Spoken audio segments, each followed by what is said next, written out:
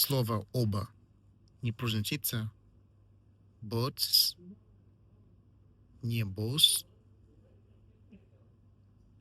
Слово звук th такой же, как в слово thank you.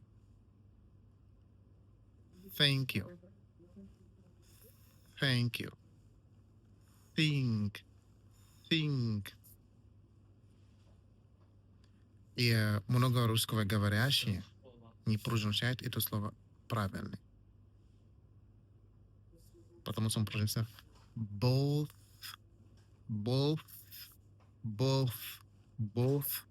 Например, both of my students are here today.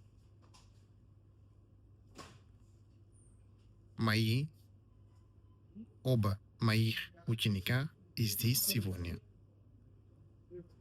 У вас два варианта, как произносится th. По-британски либо американски. Например, сказать thank you американский, think американский, think британский, thank you. Напишите в комментариях и повторите слово со мной.